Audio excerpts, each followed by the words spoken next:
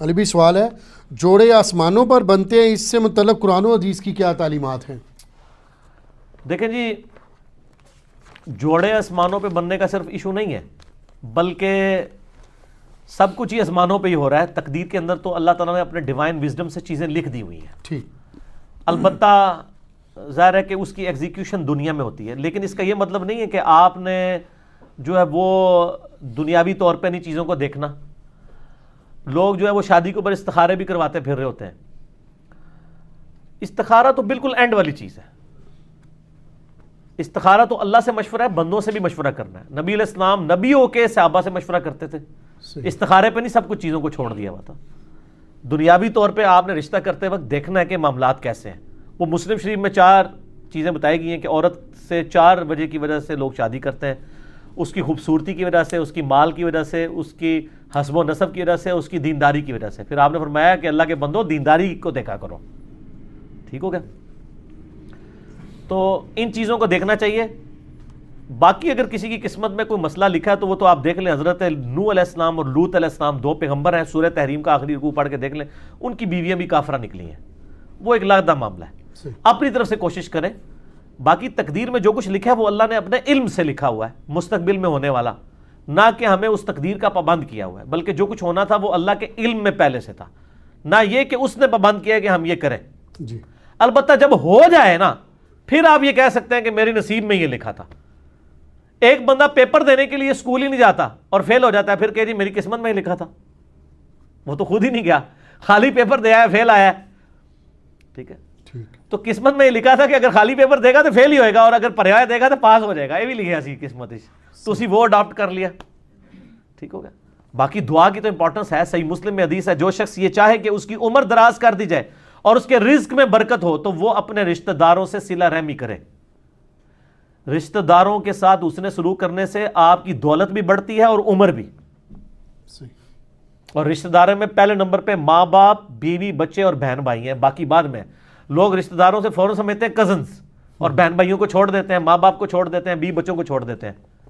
تو بخاری اور مسلم دونوں میں یہ حدیث ہے کہ جس شخص کی یہ خواہش ہو کہ اس کے رزق میں برکت ہو اور عمر میں برکت ہو جائے، وہ اپنے رشتہ داروں کے ساتھ اس نے سلوک کرے۔ ظاہر ہے اس نے سلوک یہ ہے کہ آپ نے اخلاقی طور پہ بھی اور مالی مدد بھی ان کی کرنی ہے، ٹھیک۔ تو اس کا مطلب ہے دعا سے تقدیر بدلتی ہے۔ لیکن یہ بھی تقدیر میں لکھا ہوتا ہے کہ اس کی عمر تو تھی 60 سال، اس نے اپنے بہن بھائیوں کے ساتھ اس نے سلوک کیا، ہم نے اس کو 80 کر دینا ہے۔ اب وہ کرے گا تو ہو جائے گا۔ اب دنیا میں اگر کوئی شخص بسم اللہ پڑھ کے ساکٹ میں 2 انگلیاں دے دے گا تو انشاءاللہ تعالیٰ وہ مر جائے گا۔ فزیکل فنامنا تو چلیں گے نا، گہانی آفتیں ٹلتی ہیں دعاؤں سے۔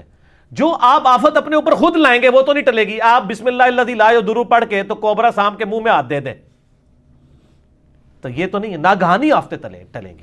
تو تقدیر کا مسئلہ بھی ہے۔ یہاں پہ بھی جوڑوں پہ لوگ کہتے ہیں نہیں میری قسمت میں لکھا ہوا تھا۔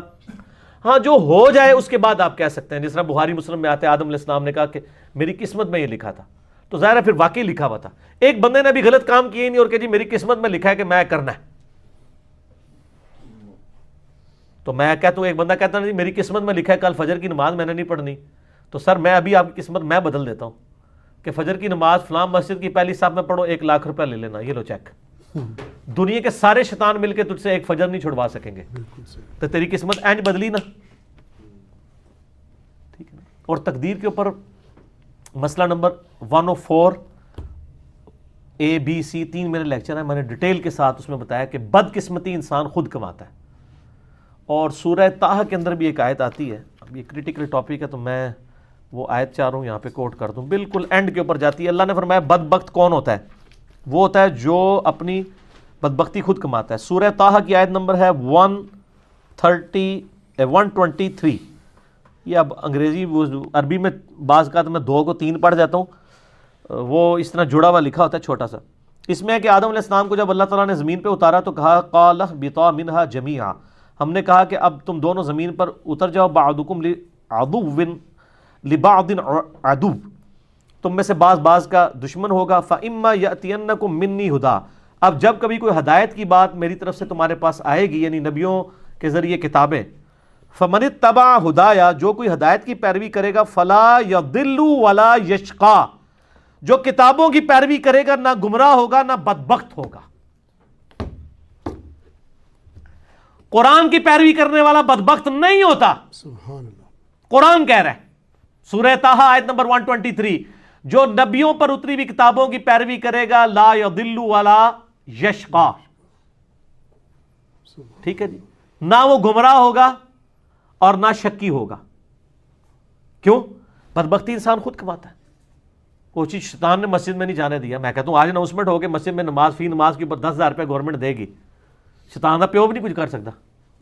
اور اس کا سائملٹینیس کنٹراسٹ ہے, اگر ایک نماز چھوڑنے پر اللہ تعالیٰ کی طرف سے دنیا میں ہی عذاب آنا شروع ہو جائے تو کوئی شخص بھی نماز سے غافل نہیں ہوگا.